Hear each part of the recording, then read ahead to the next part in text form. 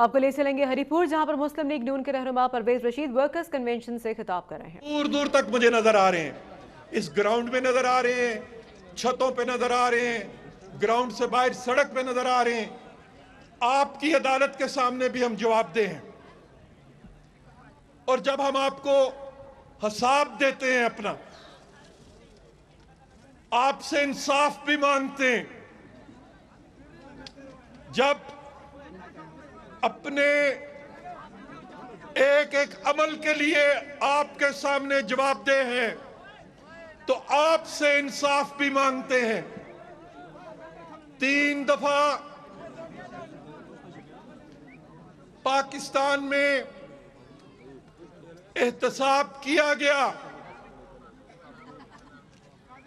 और जिंदगी के कई साल ऐसे थे जो हमारे किताबे जिंदगी में से,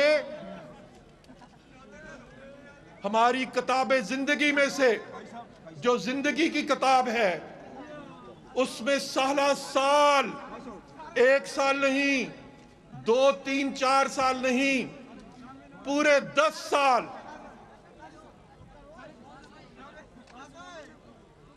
उनका हिसाब कौन देगा? 1999 से जो साल शुरू हुए और 2007 तक किस जुर्म की सजा दी गई, उसका हिसाब कौन देगा?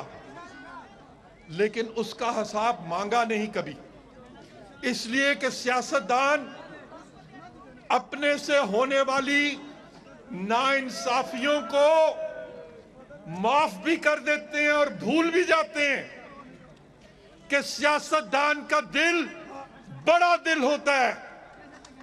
नवाज शरीफ ने नहीं पूछा कि मेरे जिस बाप का, मेरे जिस वालिद मोहतरम का उनकी मौत के बाद भी हिसाब मांगा जा रहा है, मेरे उस वालिद को 10 साल तक उसके वतन से दूर किसने रखा था और क्यों रखा था? नहीं मांगा ये हिसाब। आज तंज किए जाते हैं, तज़हीक के जुमले बोले जाते हैं। कभी कोई पूछता है कि मियां शरीफ साहब ऊंटों पर पैसे उठाकर कैसे ले गए थे?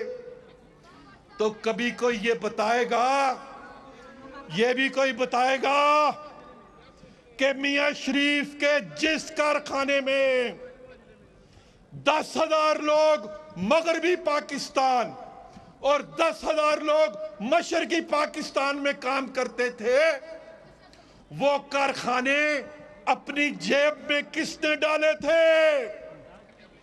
कोई हिसाब देगा इसका? आज ऊंटों का हिसाब पूछने वाले मियां शरीफ साहब के मॉडल टाउन के घर का हिसाब कौन देगा? पूछा तो यह जाता है कि आपने या आपके बच्चों ने 2 फ्लैट कहां से खरीदे? उस शख्स से पूछा जाता है जो 1970 में जिसके कारखानों को सरकार कब्जा करती है, उससे पूछा जाता है कि तुम्हारे बच्चों ने 2 फ्लैट कहां से लिए? जो शख्स पाकिस्तान में जदीद सन्नत की बुनियाद रखता है, पहला रोड रोलर मियां शरीफ ने इत्तेफाक फाउंड्री में बनाया। जब पाकिस्तान में साइकिल के पुर्जे भी जापान से आते थे, उस वक्त इत्तेफाक फाउंड्री रोड रोलर बनाती थी। उस शख्स से पूछा जाता है जिसके मॉडल टाउन वाले घर में 10 साल तक कब्जा करके रखा जाता है। जब मियां नवाज शरीफ साहब को जलावतन किया गया, लांडी जेल में रखा गया, तो मॉडल टाउन के घर पे किसका कब्जा था?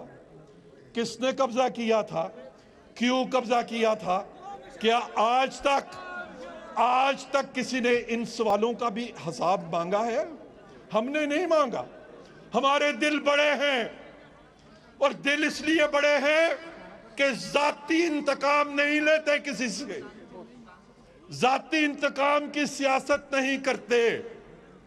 नहीं तो जिस तरह का जहर, जिस तरह की बदगमानियां, जिस तरह की इल्जाम तराशियां, हम भी मुंह में जुबान रखते हैं, हमें भी बात करनी आती है।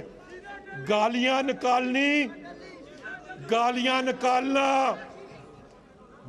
निकालना उसके लिए किसी इल्म की जरूरत नहीं, गाली निकालने के लिए किसी अकल की जरूरत नहीं। हमारे पास तो जबान भी है, अल्फाज भी हैं, लेकिन गाली नहीं निकालते। जाती दुख दर्द भूल जाते हैं, जाती बातों के हिसाब भी नहीं मांगेंगे। लेकिन पाकिस्तान के अवाम को याद तो कराते रहेंगे। याद कराना तो हमारा हक है कि जो हमसे हिसाब मांगते हैं, कभी वो हमें हिसाब देने के बारे में भी सोचें। जो आज जवाब मांगते हैं, वो कभी हमारे सवाल भी सुने। जो आज हम पर तंज करते हैं और तज़हीक करते हैं, ये ना भूलें कि उनके अपने दामन कितने दागदार हैं। हमने उनके दामन की तरफ इशारा भी नहीं किया। पाकिस्तान के लोगों, पाकिस्तान दो मुश्किलात से गुजर रहा है। एक मुश्किल है कि हमारी जिंदगियां महफूज नहीं थी। दूसरी मुश्किल है कि पाकिस्तान में गुर्बत है, लोगों के पास रोजगार नहीं है। आपको जब भी मौका मिलता है वोट देने का, पाकिस्तान के अवाम को जब भी मौका मिलता है वोट देने का, पाकिस्तान के अवाम देखते हैं वोट मांगने वालों की तरफ, वोट मांगने वालों की तरफ देखते हैं। और जब उन्हें मसीहा नजर आता है, कोई ऐसा शख्स नजर आता है जिसको वो ये समझते हैं कि ये हमारी जिंदगी भी महफूज बनाएगा और हमारे लिए रोजगार का बंदोबस्त भी करेगा, वो उसको मसीहा समझ के वोट देते हैं। 1993 में आपको मौका मिला, 90 में आपको मौका मिला, 97 में आपको मौका मिला, 2013 में आपको मौका मिला। आपने अपनी मोहब्बतों के फूल नवाज शरीफ के गिरेबान में डाले। आपने नवाज शरीफ साहब को मसीहा समझा और मसीहा समझ के वोट दिया कि ये शख्स हमारी जिंदगी महफूज बनाएगा, ये शख्स हमारे लिए रोजगार का बंदोबस्त करेगा। आज अपने सीनों पे हाथ रख के कहना, यहां पे हमारी हुकूमत नहीं है, यहां पे तहरीके इंसाफ की हुकूमत है, इंतजामिया उनकी है, लिहाजा कोई नहीं, आपको कोई डर और कोई खौफ नहीं है, कोई जबर नहीं है आप पे। हम यहां अपोजिशन में हैं। अपोजिशन में खड़ा होकर मैं आपसे पूछता हूं कि क्या 2013 में जो पाकिस्तान था, 2013 का जो पाकिस्तान था, जब आपने नवाज शरीफ साहब को वोट किया था, आज का पाकिस्तान उससे बेहतर है या उससे बेहतर नहीं है? बेहतर है। तो इमरान खान, तुम्हारे तक आवाज पहुंचे कि हरिपुर के लोग कहते हैं कि 2013 के मुकाबले में आज का पाकिस्तान नवाज शरीफ ने बेहतर बनाया। इसका क्रेडिट किसको जाता है? नवाज शरीफ साहब को क्रेडिट जाता है, लेकिन आपको भी इसका क्रेडिट जाता है कि आपने नवाज शरीफ को मुंतखब किया, आपको भी इसका क्रेडिट जाता है। लेकिन मैं जिस बात की तरफ आपको लेके आना चाहता हूं, जो बात आपसे कहना चाहता हूं, कि आप अपने लिए आप अपने लिए एक लीडर मुंतखब करते हैं, एक वजीर आजम मुंतखब करके हुकूमत बनवाने का मौका देते हैं। उस वजीर आजम को जिसको आपकी खिदमत करनी है और जो आपकी खिदमत करता है, उसे कांटों पर क्यों घसीटा जाता है? यह भी एक सवाल है कि जो शख्स पाकिस्तान के लोगों के लिए उनकी जिंदगियों को महफूज बनाता है, उनके रोजगार का बंदोबस्त करता है, उसको कांटों पर क्यों घसीटा जाता है? उसके सिर पर अवाम कामयाबी के फूलों का सेहरा बांधते हैं, लेकिन फिर कुछ लीडर आते हैं, कोई इल्जाम लगाने वाले लीडर आते हैं जो कांटों का एक ताज बनाते हैं और कहते हैं कि इस वजीर आजम को जख्मी करो, इसको बदनाम करो, हर उस चीज को बदनाम करो जो पाकिस्तान के अवाम की खिदमत करती है। जो खिदमत करे उसे बदनाम करो, जिसने खिदमत ना की हो, जिसने खिदमत ना की हो, जिसको सिर्फ इल्जाम लगाने आते हो। हमने 2 वादे किए, दोनों आपने खुद गवाही दी कि दोनों नवाज शरीफ साहब उनकी तकमील की तरफ कदम बढ़ा रहे हैं। हरीपुर बैनुल अक़वामी दुनिया का हिस्सा बनना जा रहा है। हरीपुर मुस्तकबिल का हरीपुर सिर्फ पाकिस्तान के लोगों के लिए माल्टे पैदा करने वाला शहर नहीं होगा, बैनुल अक़वामी दुनिया का हिस्सा बनने जा रहा है हरीपुर। हवेलियां में जो कुछ होने जा रहा है, ख्वाजा साद रफीक साहब आएंगे, उसकी तफसील आपको बताएंगे कि हरीपुर कैसे दुनिया के साथ जुड़ेगा। दुनिया की तजारत हरीपुर के रास्ते से होगी। यहां के नौजवानों को इतना रोजगार मिलेगा कि फिर हजारे से नौकरी के लिए मेरे भाई और बेटे कराची नहीं जाएंगे। यहां से इतना रोजगार हरीपुर में मिलेगा कि हजारे से नौकरी के लिए लोगों को गैर ममालिक के सफारत खानों के बाहर वीजे के लिए कतार में खड़ा नहीं होना पड़ेगा। ये 2 साल में होने जा रहा है इंशाल्लाह ताला। लेकिन आखिरी बात, और उसमें मुझे आपकी गवाही चाहिए। मैंने आपसे बहुत गुफ्तगू की, अब मैं चाहूंगा आप भी मेरे साथ गुफ्तगू करें, हम मिलके आपस में एक दूसरे से बातचीत करें। इमरान खान ने क्या कहा था इंतखाब से पहले? हमने तो जो कहा, नवाज शरीफ ने जो कहा पूरा कर दिखाया। इमरान खान साहब ने क्या कहा था? खान साहब ने कहा था कि 90 दिन में अपने सूबे से बदनवानी खत्म करूंगा। बदनवानी खत्म हुई नहीं। तो इमरान खान ने झूठ बोला, झूठ बोला। इमरान खान ने कहा था 90 दिन में पटवारी कल्चर खत्म कर दूंगा। पटवारी कल्चर खत्म हुआ नहीं। तो इमरान खान ने झूठ बोला। इमरान खान ने कहा था कि 90 दिन में हस्पतालों का और स्कूलों का ऐसा निजाम कायम करूंगा कि गरीब और अमीर का बच्चा एक जैसी तालीम और एक जैसा इलाज उसे मिलेगा। क्या आज खैबर पख्तूनख्वा में बच्चों को, गरीब और अमीर के बच्चों को एक जैसी तालीम मिल रही है? नहीं। क्या इलाज अमीर और गरीब को एक जैसा मिल रहा है? तो खान साहब ये भी आपने झूठ बोला।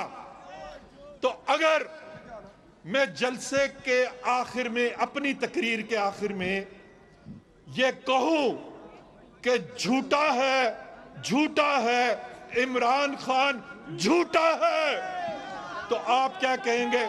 झूठा है इमरान खान, झूठा है इमरान खान, झूठा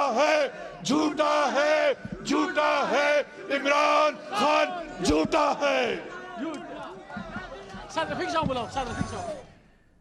मुस्लिम लीग नून के रहनुमा परवेज़ रशीद हरीपुर में जलसे से खिताब कर रहे थे और उनका यह कहना था कि इमरान खान ने कहा कि मेरे वज़ीर आला बग़ैर हवा के उड़ सकते हैं। मुखालफीन भी वज़ीर आला पंजाब की कारकर्दगी के मोतरफ़ हैं।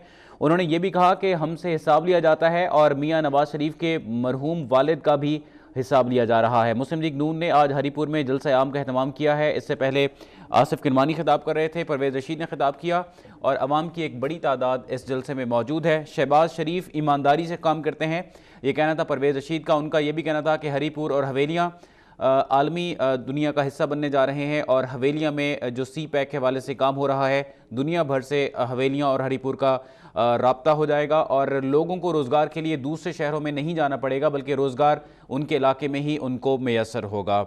आज हरीपुर में नून लीग ने जलसा आम का एहतमाम किया है और इससे पहले डॉक्टर आसिफ किरमानी खिताब कर रहे थे, परवेज़ रशीद ने खिताब किया और इस वक्त ख्वाजा साद रफ़ीक खिताब के लिए आ रहे हैं।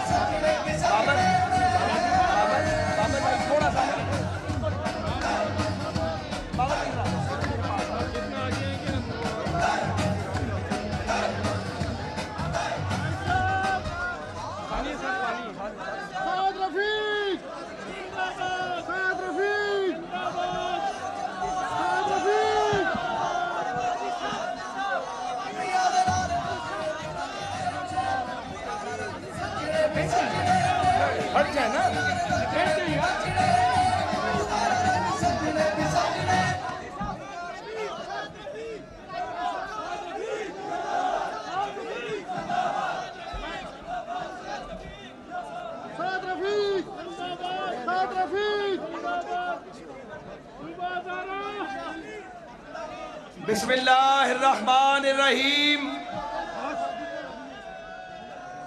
कायदीन मुस्लिम लीग, कारकुनान मुस्लिम लीग नवाज शरीफ के शेरों और शेरनियों हरीपुर में इस अजीमुशान वर्कर्स कन्वेंशन के इनकाद पर मैं पूरी जमात की जानिब से आपको मुबारकबाद पेश करता हूं।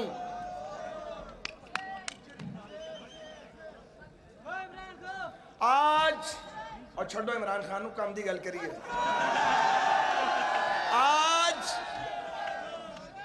आज मैं आपके पास बेटे एक मिनट बच्चे ठहर। आज मैं आपके पास मुस्लिम लीग नून का मुकद्दमा लेकर आया हूं। मुस्लिम लीग नून का मुकद्दमा पेश करने की जरूरत क्यों पड़ी है? हो सकता था और मुमकिन था हम और कुछ अरसा इंतजार करते और फिर वक्त आने पर अपने काम डेवलपमेंट के, तामीर और तरक्की के मुकम्मल करने के बाद अवामी राब्ता मुहिम शुरू करते। लेकिन हमें अपना मुकद्दमा वक्त से पहले आपकी अदालत में और मीडिया के जरिए पूरी कौम की अदालत में क्यों लाना पड़ा? यह मुकद्दमा इसलिए लाए कि हमने अब यह महसूस किया सिर्फ सुनते रहना इल्जामात, गालियां, झूठ, बोहतान, किरदार कशी कितनी देर सुनेंगे? बाज लोगों ने इस मुल्क में, बाज सियासतदानों ने और बाज सियासी अदाकारों ने, बाज गैर सियासी अदाकारों ने इस मुल्क में झूठ बोलने का ठेका ले लिया है और कोई धंधा नहीं करते, सारा दिन झूठ बोलकर कौम को गुमराह करने की कोशिश करते हैं। 2013 में जब अल्लाह के फजल और आपके वोट की ताकत से जब अल्लाह के फजल और आपके वोट की ताकत से नवाज शरीफ की जमात को पाकिस्तान की खिदमत का मौका मिला, तो पाकिस्तान का क्या हाल था? दहशतगर्दी की आग ने मुल्क को अपनी लपेट में ले रखा था, कौम का खजाना खाली था, मुल्क तारीकियों में डूबा हुआ था, पावर शॉर्टेज थी, तवानाई का बहरान था। कराची में सैकड़ों लोग रोजाना मार दिए जाते थे, कोई पुरसाने हाल नहीं था। बलोचिस्तान के नाराज लोग असलहे समेत पहाड़ों पर चढ़े थे। पाकिस्तान के इस सूबे में खैबर पख्तूनख्वा में दहशत गर्दों का राज था, रोज बम फटते थे। दुनिया में कोई मुल्क पाकिस्तान का बाजू पकड़ने के लिए तैयार नहीं था। पाकिस्तान के सरमायादार पाकिस्तान से अपना सरमाया बाहर ले जा रहे थे। बेरोजगारी बढ़ रही थी, महंगाई बढ़ रही थी, रेलवे समेत कौमी अदारे आखिरी सांसें ले रहे थे। ये वो पाकिस्तान था जो मियां मोहम्मद नवाज शरीफ के हवाले किया गया। उस वक्त हमने कहा था, हमारे लीडर ने कहा था कि हम वोट के जरिए तब्दीली लाने पर यकीन रखते हैं। हमने ये नहीं कहा था, मेरे बड़े भाई परवेज साहब कह गए 90 दिन। परवेज भाई, ये 90 दिन से 9 दिन हो गए थे, 9 दिन हो गए थे। 90 से 9 दिन मेरे लीडर ने कोई बढ़त नहीं लगाई थी। हम वो बातें नहीं करते जो पूरी ना कर सकें। हम औरों की तरह मीठी गोलियां नहीं बेचते। हमने कहा था बिजली का बहरान खत्म करेंगे, दहशतगर्दी का मुकाबला करेंगे, मुल्क में कारोबार का पहिया चलाएंगे, पाकिस्तान का खोया हुआ वकार लौटाएंगे, अदारों को उनके कदमों पर खड़ा करेंगे। हमने वादा किया था मुल्क का इंफ्रास्ट्रक्चर ठीक करेंगे। हमने वादा किया था, हमारे लीडर ने वादा किया था, पाकिस्तान को एशिया का इकोनॉमिक टाइगर बनाएंगे। कौन सा वादा, कौन सा वादा नवाज शरीफ ने पूरा नहीं किया या पूरा करने की दयानतदाराना कोशिश नहीं की। मगर पहले दिन से रुकावटें खड़ी की जा रही हैं। कभी धरना बंद, कफन पोश, डंडा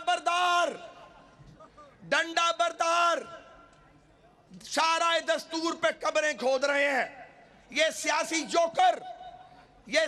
जोकर इन्होंने इस एटमी ताकत को, जो एटमी ताकत है हमारा मुल्क, इसके दारुल हुकूमत को चंद हजार लोगों से, डंडों से उसका घेराव करके कैप्चर करने की कोशिश की।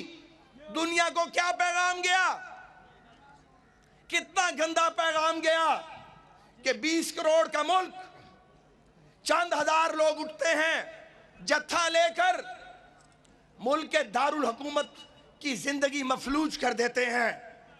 हमने डंडा नहीं उठाया, पुलिस भी थी, डंडा भी था, कानून की ताकत भी थी।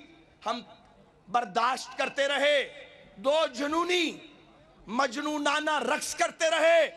इस्लामाबाद की सड़कों पे पीटीवी पर कब्जा करके एक दूसरे को बेशर्मों की तरह मुबारकबादें देते रहे, हमें गालियां देते रहे। वजीर आजम हाउस पे हमला किया गया, पार्लियामेंट हाउस का जंगला तोड़ा गया, सुप्रीम कोर्ट ऑफ पाकिस्तान की दीवारों पर गंदे कपड़े धोकर लटकाए गए। ये दो जुनूनी सुने, इनके कारनामे और करतूत, ये दो जुनूनी मुल्क पर कब्जा करने आए थे, लेकिन एक एक करके चलते बने। कुदरत की लाठी बहुत बेआवाज है। ये मुल्क डंडे के जोर पे नहीं बना। ये मुल्क अस्करी जद्दोजहद के नतीजे में नहीं बना। ये मुल्क वोट की बुनियाद पर बना है। वोट की ताकत से चलेगा, वोट की ताकत से लोग आएंगे, वोट ही की ताकत से जाएंगे। डंडे, धरने, जबर के फैसले, घेराव के फैसले, झूठ बोलकर दबाव डालने के फैसले हम नहीं मानते, हम नहीं जानते। हम नए नहीं आए सियासत में। 7वीं पुश्त है शब्बीर की मद्दाही में, उम्र गुजरी है इसी दश्त की सयाही में। बल्ला हिलाते हुए, आवारा गर्दी करते हुए, दुनिया भर की खाक छानते हुए और खाक फांकते हुए हम सियासत में नहीं आए। हम नए अदाकार नहीं हैं, हम सियासी कारकुन हैं। जब बाज लोग दुनिया में आवारा गर्दी करते थे, हम अपने सीनों पर आमरीयत का जबर सहते थे। हमारे बड़ों ने इस मुल्क को जिंदा लोगों का कब्रिस्तान नहीं बनने दिया। बात करते हो, क्या किया तुमने जमहूरियत के लिए? लोगों को वोट का हक दिलवाने के लिए तुम्हारी क्या खिदमत है? आज हिसाब मांगते हैं। अपना हिसाब खामोश पे, अपना हिसाब कभी नहीं दिया। अपना हिसाब कभी नहीं दिया। अरे ये दुनिया का कौन सा फ्लैट है लंदन में जिसे बेचो तो बनी गाला में 350 सवा 300 कनाल का घर बन जाता है। ये हीरे का बना हुआ फ्लैट था या प्लैटिनम का बना हुआ फ्लैट था? कितना इनकम टैक्स देते हो? कितना इनकम टैक्स देते हो? लोगों के इनकम टैक्स गिनते हो? खुद इनकम टैक्स नहीं देते, ना तुम देते हो ना साथ वाले देते हैं। कहते हैं ऑफशोर कंपनियां बनाना जुर्म है। अपनी पकड़ी गई तो बोलती बंद हो गई। कहते हैं तलाशी लेंगे। तुम तो अभी सियासत में पैदा हो रहे हो। हमने तलाशी बार बार दी है। हमने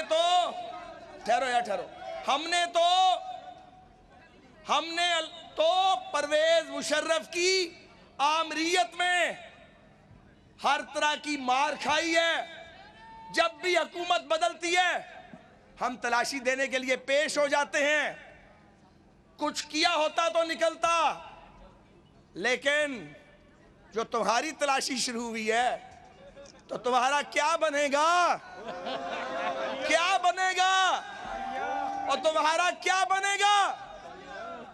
अकबर बाबर पैसों का हिसाब मांगता है, आगे से जबान बंद। अपने असासों का हिसाब, जबान बंद। बनी गाला के महल का हिसाब, जबान बंद। खैबर पख्तूनख्वा में 1 अरब दरख्त लगाए हैं, दरख्तों ने सुलेमानी टोपी पहन ली है, नजर ही नहीं आते। एहतसाब की बातें करते हो, अपने बनाए हुए एहतसाब कमीशन के तुमने परखचे उड़ा दिए।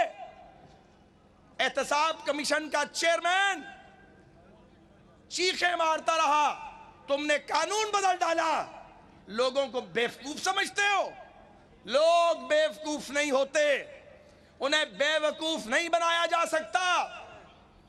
खैबर बैंक जो आज सुप्रीम कोर्ट में करप्शन के खिलाफ पिटिशनर हैं, उन्होंने अपने वजीर से हिसाब क्यों नहीं मांगा?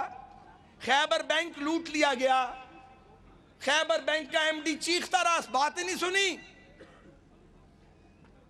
कहते थे हम पाकिस्तान को बदलेंगे, ये बदला कि जलसों का कल्चर खराब कर दिया, ये बदला कि शर्म और हया जाती रही, ये बदला कि इस्लामी जमहूरिया पाकिस्तान में फहाशी के नए कल्चर और नए तरीके को फरोग दिया।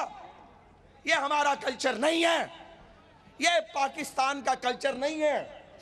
थिरकना, नाचना, मखलूत तकरीबात, बुरा लगता है तो लगे जिसे मर्जी, ये हमारा कल्चर नहीं है। हमारा वोटर, हमारी इलेक्ट्रेट, पाकिस्तान की मेजॉरिटी अक़दार पे यकीन रखने वाली है। असल तकलीफ क्या है?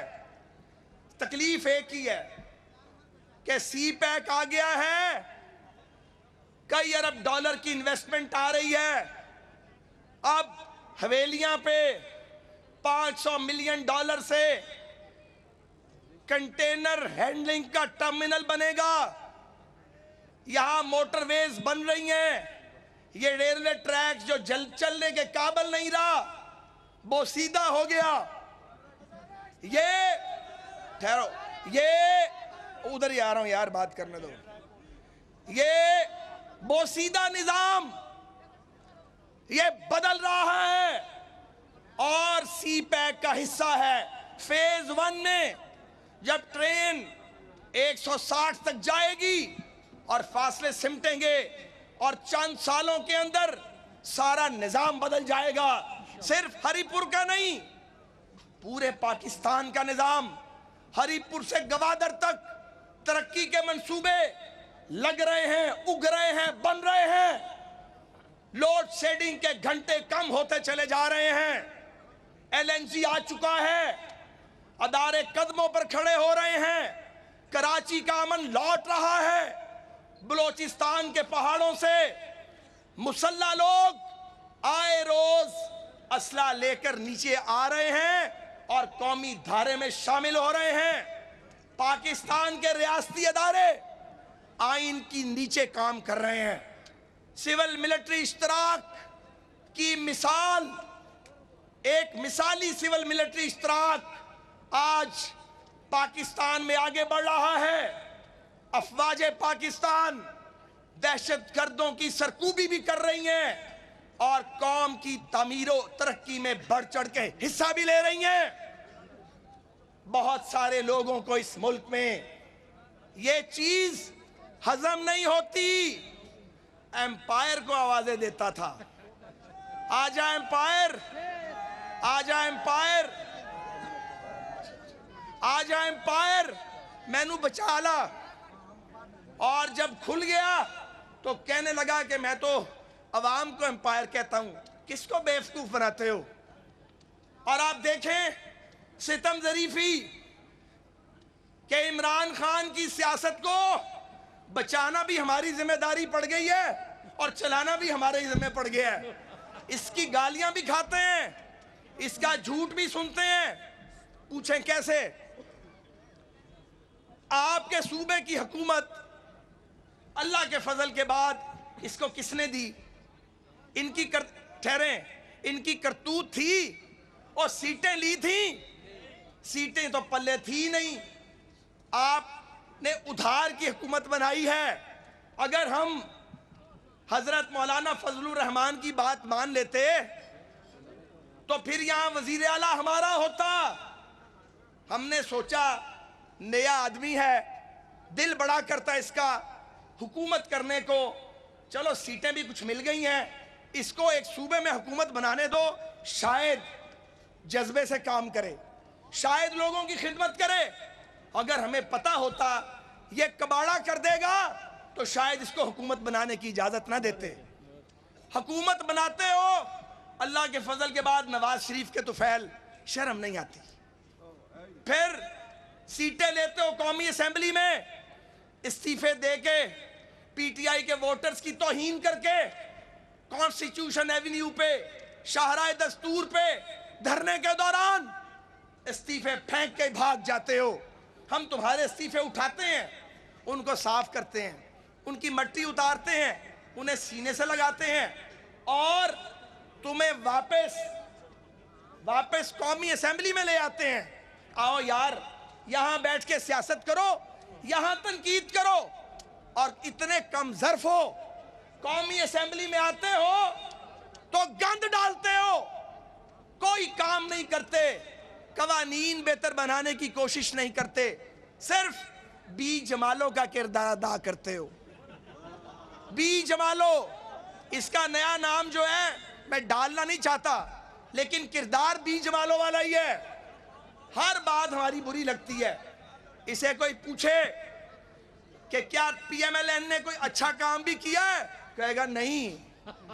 इसे कहें कि कोई पीटीआई ने बुरा काम भी किया है, कहेगा नहीं। जहां हम जीत जाते हैं कहता धांधली हो गई है, जहां ये जीत जाता है कहता है आवाम का फैसला आ गया है। यही वजह है कि इनका ग्राफ गिरता जा रहा है और पीएमएलएन का ग्राफ बढ़ता जा रहा है, चढ़ता जा रहा है। हमने सर्वे नहीं करवाए, ये वही अदारे हैं जो कभी तुम्हारे मकबूलियत के किस्से बयान करते थे। उस वक्त ये अदारे ठीक थे। अगर कहें कि तुम अनपॉपुलर हो गए हो तो बुरे लगते हैं। सुप्रीम कोर्ट ने इंतखाबी धांधलियों के इल्जाम पर फैसला दिया, हमें बरी कर दिया तो बुरा, तुम्हारे हक में फैसला करता तो अच्छा। अब एक और मुकदमा पानामा के नाम से हमें दागदार करने के लिए, धूल उड़ाने के लिए अदालत में ले गया है। तो फिर वहां मुकदमा लड़ो, अपनी अदालत क्यों लगाई है? असली अदालत को फैसला करने दो। ये जो 2 नंबर अदालत है, कभी सड़क पे लगाते हो, कभी धरनों में लगाते हो, कभी टीवी चैनल पे चढ़ के लगाते हो, इसका फायदा नहीं होगा। लोगों को गुमराह नहीं कर सकते। जहां जाता है जलसा करता है। हमारे लीडर तो मैदान में ही नहीं आए इसमें। हम तो कारकुन है नवाज शरीफ के। नवाज शरीफ के कारकुन हजारों की तादाद में इकट्ठे हो जाते हैं। जब जलसे करेंगे तो क्या आलम होगा? गजब का आलम होगा। मगर एक पैगाम देना है। एक तो ये कहना है कि इन हथकंडों से हम पीछे नहीं हटेंगे। ये भी कहना है हमारी क़यादत को दागदार करने की साजिश बंद की जाए। ये भी कहना है तज़हीक की इजाजत नहीं देंगे। ये भी कहना है, परवेज रशीद भी कह गए, मुंह में जबान है, बोलना भी आता है, बोलते रहे हैं और बड़ा बोलते रहे हैं। गालियां नहीं देना चाहते, मगर गालियां देना बंद करो, तज़हीक की मुहिम बंद करो, जाओ काम करो, आओ यहां पे इन लोगों की खिदमत करो। हमारी टांगों को ना पड़ो। इस्लामाबाद को भागता है, कभी लाहौर भागता है, हरीपुर क्यों नहीं आते, एबटाबाद क्यों नहीं जाते, इनकी खिदमत क्यों नहीं करते, इनकी जिंदगी आसान क्यों नहीं करते। कहता है कि मैं तो 18 अब यहां तक आ गया है कि 18 का इलेक्शन जो है उसमें मुझे बारी मिलेगी। मैंने शुक्र अदा किया, मैं क्या ठंड तो पै गई है, कम से कम ये मान गया है कि 18 तक अब जाना पड़ेगा। मुझे आप बताएं, हमारी हुकूमत गिराने की कोशिशें की गई, धरना 1, धरना 2, साजिशें, टेक्नोक्रेट्स की हुकूमत आएगी, फलाने की हुकूमत आएगी, धमकाने की हुकूमत आएगी। क्यों?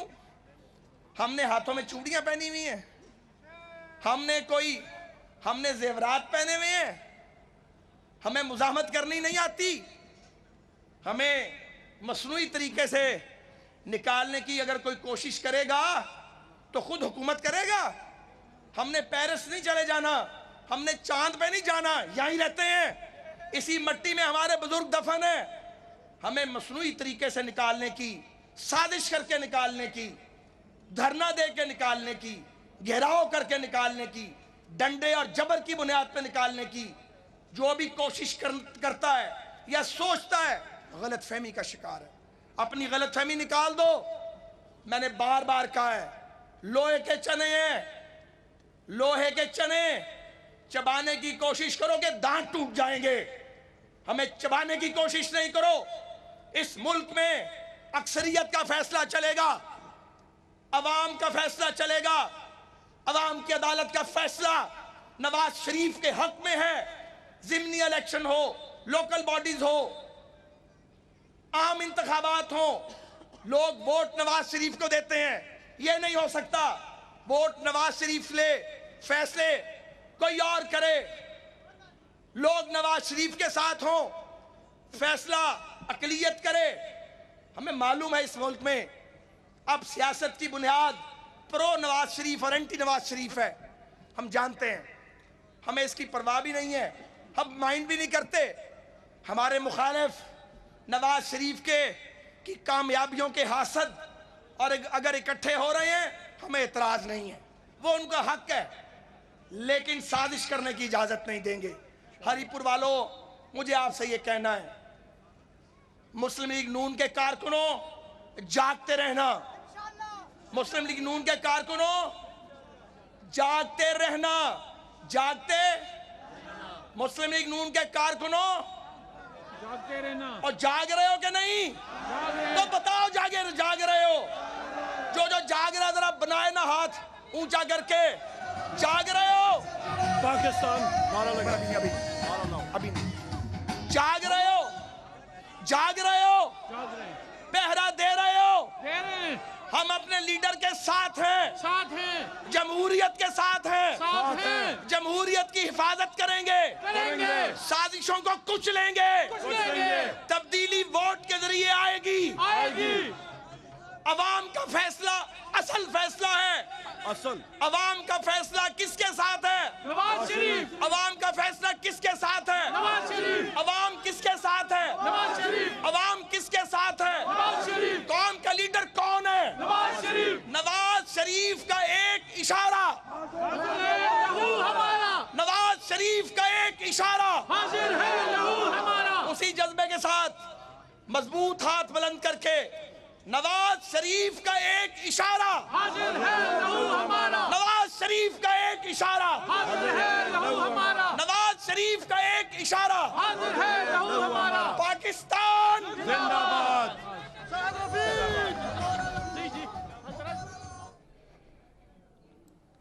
हरिपुर में ख्वाजा साद रफ़ीक नून लीग के जलसे से खिताब कर रहे थे। उनका ये कहना था कि हम औरों की तरह घर में घुसकर नहीं बैठे, हमने कहा था कि पाकिस्तान का खोया हुआ वक़ार लौटाएंगे। रेलवे समेत कौमी आखिरी सांसें ले रहे थे। पाकिस्तान के सरमायादार पाकिस्तान से अरपना सरमाया बाहर ले जा रहे थे। ख्वाजा साद रफ़ीक का यह भी कहना था कि पाकिस्तान के इस सूबे में दहशतगर्दों का राज था। कराची में सैकड़ों लोग रोज़ाना मार दिए जाते थे। 2013 में मुल्क दहशतगर्दी की लपेट में था। नून लीग ने जब हुकूमत संभाली तो सरमायाकार भाग रहे थे।